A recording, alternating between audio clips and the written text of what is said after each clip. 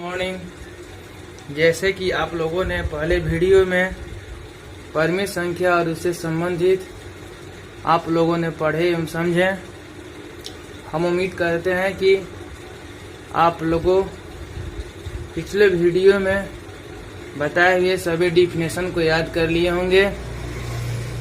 आज हम लोग पढ़ेंगे एक्सरसाइज फर्स्ट। जानते हैं कि कथनों का सवाल सभी को समझ में जल्दी नहीं आ पाता है, इसलिए आज हम लोग पढ़ेंगे प्रश्नावली फर्स्ट का अति लघु उत्तरीय प्रश्न जो कथन से रिलेटेड है। हम कोशिश करेंगे कि जिस बच्चों के पास मैथ का बुक नहीं है वो बच्चा भी सही ढंग से पढ़ पाए। आते हैं अब सवाल पर। मेरा प्रश्नावली है एक्सरसाइज फर्स्ट। पहला सवाल है अति लघु उत्तरीय का। निम्नलिखित कथनों में सत्य एवं असत्य कथनों की पहचान करें। पहला सवाल है प्रत्येक परिमेय संख्या एक पूर्ण संख्या है। सवाल को बताने और समझने से पहले मेरे आप पहले वीडियो को अवश्य देखें, उसमें बताए हुए परिभाषा को आप याद कीजिए और समझें कि परिमेय संख्या किसे कहते हैं, इसका उदाहरण क्या होता है, पूर्ण संख्या किसे कहते हैं, पूर्ण संख्या कहाँ से स्टार्ट होता है। इसके बाद आपको ये वीडियो समझ में आएगा, नहीं तो सवाल सब ऊपर ऊपर चल जाएगा, समझ में ही नहीं आएगा क्या हम बता रहे हैं क्या नहीं बता रहे हैं। देखिए समझाने की कोशिश करते हैं, शायद समझ में सबको आना चाहिए। चलिए, प्रत्येक परिमेय संख्या एक पूर्ण संख्या है। पहले आप तो जानिए कि परिमेय संख्या कहते हैं किसे और पूर्ण संख्या किसे कहते हैं। हम पहले भी बता चुके हैं लेकिन बता देते हैं पहले पूर्ण संख्या के बारे में। पूर्ण संख्या क्या होता है? पूर्ण संख्या सभी गिनती की संख्याओं में जीरो को शामिल करते हैं। गिनती की संख्या कहाँ से 1 2 3 4 चल जाएगा अनंत तक, इसको जीरो का शामिल कर देना है, इसको कहते हैं पूर्ण संख्या। इसमें केवल धनात्मक चिन्ह आपको दिखाई दे रहा है ना, केवल धनात्मक चिन्ह लिखते नहीं है, छुपा रहता है। देखिए +1 +2 +3 +4। और परिमेय संख्या को क्या कहते हैं? परिभाषा हम पहले ही बता दिए हैं लेकिन बता देते हैं, जो बच्चे न हैं मेरे चैनल पर नए जुड़े हुए हैं। परिमेय संख्या जिसको P/Q के रूप में लिखते हैं, इसको भी बटा के रूप में लिखते हैं। कोई कहे कि पूर्ण संख्या को बटा के रूप में सर लिखते तो हैं, तो हाँ जी लिखते हैं, लेकिन केवल धनात्मक है इसमें। अब मान लीजिए 1 है तो 1 को P/Q के रूप में नहीं लिखेंगे, ये भी सही है, ये भी परिमेय संख्या है, लेकिन इसमें केवल धनात्मक, सब धनात्मक, पूरा जितना आएगा सब पूर्ण संख्या धनात्मक। लेकिन परिमेय संख्या में क्या होता है, पूर्णांक आता है, P पूर्णांक, यानी कोई भी पूर्णांक संख्या की परिभाषा हम बता दिए हैं पिछले वीडियो में, जिसमें ऋणात्मक, माइनस वाला और प्लस वाला दोनों चिन्ह रहता है, और इसमें जीरो भी शामिल रहता है, शून्य भी शामिल रहता है, जब पूर्णांक संख्या कहते हैं। और P जो होता है पूर्णांक संख्या होता है हमेशा। इसमें क्या माइनस वाला चिन्ह है? नहीं है, केवल पूर्ण संख्या धनात्मक वाला, और जीरो इसमें शामिल रहेगा। तो अब देखिए यहाँ कथन क्या सत्य है? हाँ जी, कथन असत्य है, क्योंकि परिमेय संख्या में अंश एवं हर, देखिए अंश एवं हर दोनों में धनात्मक तथा ऋणात्मक दोनों चिन्ह रहता है। अभी आपको बताएं परिमेय संख्या पूर्णांक संख्या होता है, पूर्णांक में क्या ऋणात्मक और धनात्मक और शून्य शामिल रहता है ना, दोनों चिन्ह आ गया कि नहीं आ गया परिमेय संख्या में। अब देखिए यहाँ पे रहता है, लेकिन पूर्ण संख्या में केवल धनात्मक चिन्ह ही रहता है। अब पूर्ण संख्या अभी आपको पता है, और पिछले वीडियो में इतना अच्छा तरीके से परिभाषा भी दिए हैं, परिभाषा भी दिया हुआ है कि इसमें जीरो से चलता है। पूर्ण संख्या जीरो से स्टार्ट होता है और केवल इसमें केवल धनात्मक चिन्ह रहता है, इसमें ऋणात्मक नहीं। उम्मीद करते हैं कि फर्स्ट क्वेश्चन आपको अच्छी तरह से समझ में आया होगा। आते हैं सेकंड क्वेश्चन पे। क्वेश्चन भी लिख दिए हैं, क्योंकि सभी बच्चे के पास बुक अवेलेबल नहीं है, इसलिए क्वेश्चन को लिख दिए हैं। 0 एक परिमेय संख्या है। अभी हम बताएं क्या परिमेय संख्या में ऋणात्मक चिन्ह वाले, धनात्मक चिन्ह वाले और 0 भी। पी का मतलब होता है पूर्णांक संख्या कोई भी। अब पूर्णांक संख्या की परिभाषा में यही है, धनात्मक चिन्ह, ऋणात्मक चिन्ह, धनात्मक चिन्ह और 0 तीनों शामिल रहता है। अब मेरा क्वेश्चन तो आपको ऐसे ही पता हो गया होगा आंसर। 0 एक परिमेय संख्या है। अब बताइए आप लोग, सत्य है भाई, 0 एक परिमेय संख्या है, क्योंकि 0 को P/Q के रूप में लिखा जा सकता है।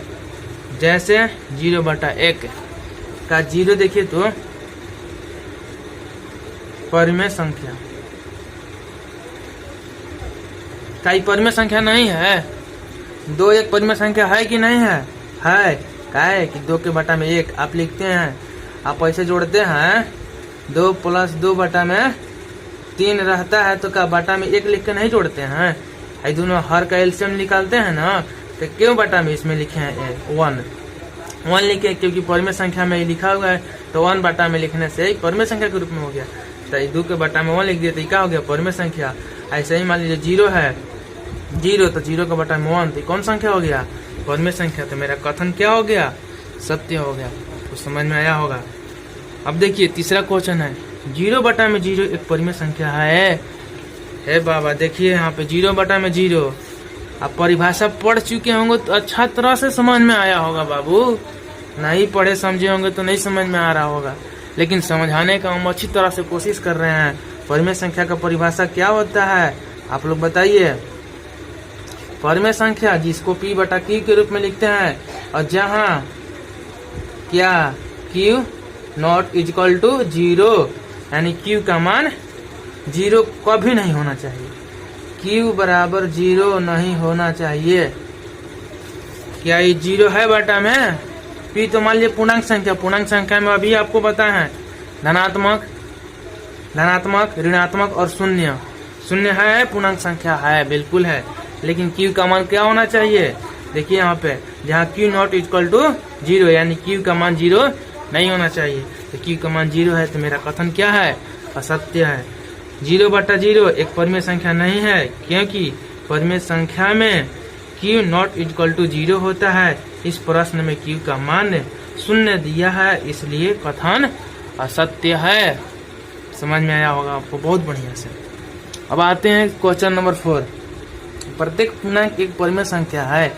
पूर्णांक अभी आपको पता है, पिछले वीडियो में बताया, बार बार कर रहे हैं कि पिछले वीडियो आप लोग देखिए और उसको याद कीजिए, समझ के याद कीजिए, और नहीं बुझाता है तो मेरे व्हाट्सएप नंबर पे कमेंट कीजिए आप लोग, हम उसका जवाब देंगे। देखिए पूर्णांक संख्या एक परिमेय संख्या है, तो पूर्णांक संख्या अभी आपको बता है जी, ऊपर नहीं बता है। धनात्मक, ऋणात्मक और शून्य तीनों चिन्हों को सम्मिलित कर दिया जाए, तो क्या परिमेय संख्या का परिभाषा यही होता है? कोई भी पूर्णांक संख्या ऊपर रहे, नीचे कोई भी रहेगा, लेकिन 0 को छोड़ा के यहाँ पे लिख दिया गया कि जहाँ ≠ 0 Q का मान। तो क्या सत्य है? क्योंकि पूर्णांक एवं परिमेय संख्या में अंश एवं हर में धनात्मक एवं ऋणात्मक दोनों चिन्ह होते हैं। आपको पता है पूर्णांक में प्लस धनात्मक माइनस ऋणात्मक एवं शून्य भी, परिमेय संख्या में वो भी होता है माइनस और प्लस। समझ में आया होगा। अगला आते हैं 5 नंबर पे। प्रत्येक परिमेय संख्या एक भिन्न है। हम बताए हैं आपको परिमेय संख्या का परिभाषा और भिन्न का भी डिफिनेशन। आप लोग पढ़े होंगे तो बहुत अच्छी बात है, आपको अच्छा से तरह से समझ में आया होगा। और जिस स्टूडेंट ने बना चुके होंगे उसके लिए थैंक यू, बहुत बढ़िया, बहुत अच्छा, बहुत खूब। देखिए असत्य, प्रत्येक परिमेय संख्या के भिन्न है, नहीं भाई, असत्य है कथन, क्योंकि परिमेय संख्या के अंश एवं हर में धनात्मक, समझिए ध्यान में, तथा ऋणात्मक दोनों चिन्ह एक साथ भी आते हैं। देखिए यहाँ पे अभी हम बता रहे थे आपको परिमेय संख्या ऋणात्मक धनात्मक साफ साफ लिखते हैं। परिमेय संख्या में कौन कौन चिन्ह ऋणात्मक धनात्मक और शून्य शामिल रहता है।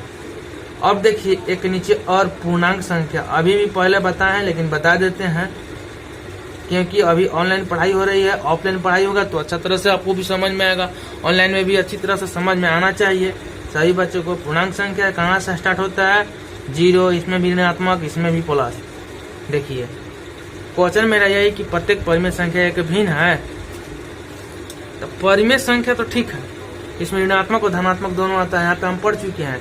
असत्य है क्योंकि परिमेय संख्या के अंश एवं हर में धनात्मक तथा ऋणात्मक दोनों चिन्ह एक साथ भी आते हैं, लेकिन ध्यान दीजिए इधर, लेकिन भिन्न में अंश एवं हर दोनों ही धनात्मक होते हैं या दोनों ही ऋणात्मक होते हैं। पहले हम बताए हैं आपको, भिन्न के बारे में बता चुके थे, पहले वाले वीडियो में भिन्न के बारे में बताए हैं।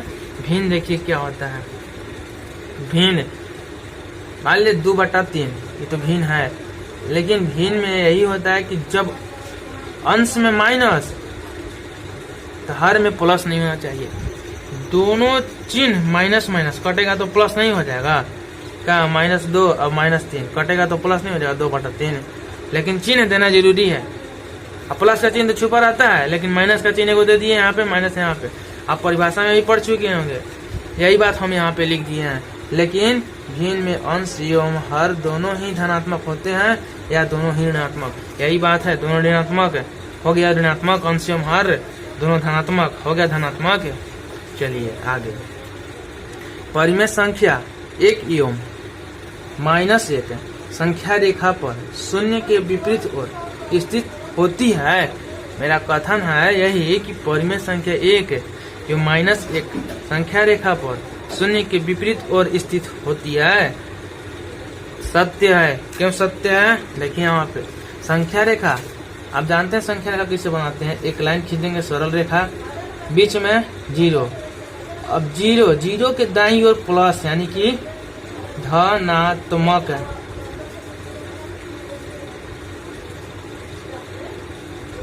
दाईं ओर। अब बाईं ओर का हो जाएगा 0 के दाईं ओर धनात्मक और 0 के बाईं ओर ऋणात्मक। अब आप यहाँ पे देखिए तो 0 परिमेय संख्या 1 है, 0 के बाद 1 2 3, 0 के बाद -1 -2 -3।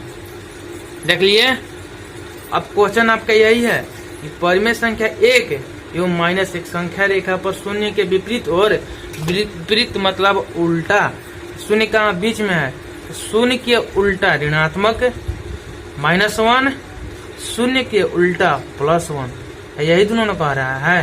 तो क्या इसका विपरीत तो नहीं है, कोई कहे तो नहीं है, मेरे व्हाट्सएप नंबर पर कमेंट कीजिएगा कि नहीं है विपरीत, हम उसका जवाब देंगे।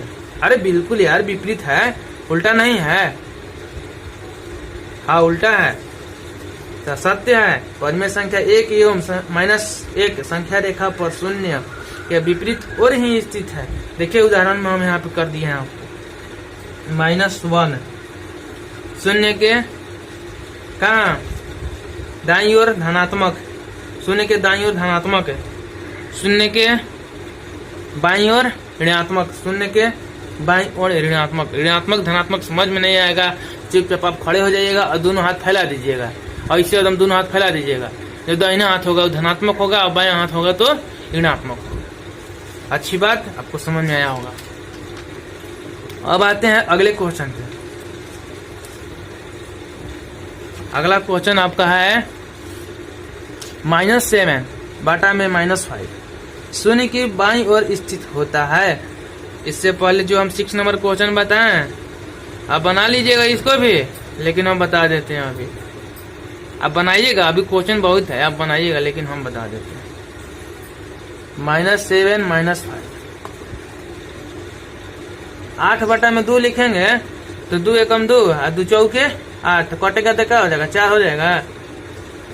यहाँ से कटेगा, माइनस और माइनस कटता है, माइनस और माइनस क्या हो जाएगा, प्लस। अब प्लस 7/5 काची है, इसका चिन्ह देखिए तो छुपा हुआ, यानी कि धनात्मक चिन्ह आ गया। तब हमारा देखिए तो क्वेश्चन कह रहा है कि शून्य के -7/5 शून्य के बाईं ओर स्थित होता है। नहीं, कथन मेरा दिया हुआ है, लेकिन हमको उसमें देखना है कि गलत है कि सही है। कि गलत है, असत्य है। -7/5 शून्य के बाईं ओर स्थित नहीं होता है, क्योंकि -7/5 बराबर, इसको काटेंगे तो माइनस माइनस कट जाएगा तो बच जाएगा प्लस, जो कि धनात्मक चिन्ह दिया। अब धनात्मक चिन्ह दिया तो धनात्मक कहाँ होता है, धनात्मक अभी आप लोग समझ गए होंगे पूरा अच्छा तरह से कि धनात्मक कहाँ होता है। क्या शून्य के बाईं ओर होता है धनात्मक, बताइए तो। नहीं, शून्य के बाईं ओर नहीं होता है, शून्य के दाईं ओर होता है धनात्मक। साफ साफ लिख के बताए हैं आपको। अगला देखिए क्वेश्चन नंबर 8, ये तो बनिए गया होगा। ये क्वेश्चन रहेगा आपके पास तब ना, सभी के पास बुक नहीं ना है, इसलिए क्वेश्चन लिख दिए है। -11/13 शून्य के बाईं ओर स्थित होता है, सत्य है। -11/13 शून्य के बाईं ओर स्थित होता है। उदाहरण देखिए यहाँ पे, -11/13 जो दिया हुआ है उसको भाग दीजिएगा तो -0.846 और 6। यहाँ पे जब आगे बढ़ते जाएगा तो जैसे ही 5 से ऊपर आता है अधिक ना, तो इसको 1 बढ़ा के लिख लेते हैं। तो 2 अंक लिखेंगे दशमलव के बाद, -0.85। 5 क्या ही लिखे हैं, क्या है कि 4 के बाद 6 आ गया है, और 6 के बाद अब भाग दीजिएगा तो 1 आएगा, यानी 61 आ जाएगा। तो इसको बढ़ा के लिख दिए हैं 4 या 5। जब भी दशमलव के बाद 2 अंक से अधिक, उससे अधिक रहेगा, 5 ले अधिक रहेगा तो 1 अंक बढ़ा के लिख देंगे। तो 4 है तो यहाँ 6 है, 5 ले अधिक है ना 6, 4 को बढ़ा लिए 5 कर दिए। अब संख्या रेखा पर निरूपित करके बताते हैं आपको क्या गलत है कथन की सत्य कथन है। हम तो यहाँ पे लिख दिए सत्य कथन है। कितने लोग को समझ में आया होगा, कितने को नहीं आया होगा, लेकिन हम तो विश्वास करते हैं कि सबको समझ में आया होगा। इस तरीके से हम बताइए दे रहे हैं। देखिए संख्या रेखा पर अभी आपको बता चुके हैं। संख्या रेखा देखिए यहाँ पे बीच में 0, उसके बाद दाईं ओर धनात्मक लिख दिया है, दाईं ओर धनात्मक, अब बाईं ओर ऋणात्मक। तो आपको अच्छी तरह से समझ में आया होगा कि दाहिने ओर हमारा दाहिना हाथ जिधर रहेगा उधर धनात्मक, और बायां हाथ जिधर रहेगा उधर ऋणात्मक। दाहिना हाथ और धनात्मक -1 -2, सॉरी यार, दाईं ओर +1 और +2, अब बाईं ओर -1 -2। मेरा कितना करना है आपको, -11/13, तो भाग दिया तो कितना आया है -0.85। तो -0.851 से कम होता है का जी, कम होता है कि गलत है, कम होता है तो कहाँ होगा आपका, यहाँ पे होगा। तो यहाँ पे आ जाइए -11/13, यहाँ होगा A। इतना तो आप लोग को समझ में आया होगा अच्छा तरह से। अब आप लोग को जो अभी हम पढ़ाए हैं तो PDF के द्वारा एक्सरसाइज 1 का क्वेश्चन जो आप लोग पढ़े हैं वो बहुत जल्द आप लोग के पास पहुंचेगा। आप लोग विद्या निकेतन मैथ मस्ती क्लास 8 चैनल को सब्सक्राइब कीजिए एवं बेल आइकन को दबाइए, जिसके चलते आप लोगों का पढ़ाई से संबंधित वीडियो आप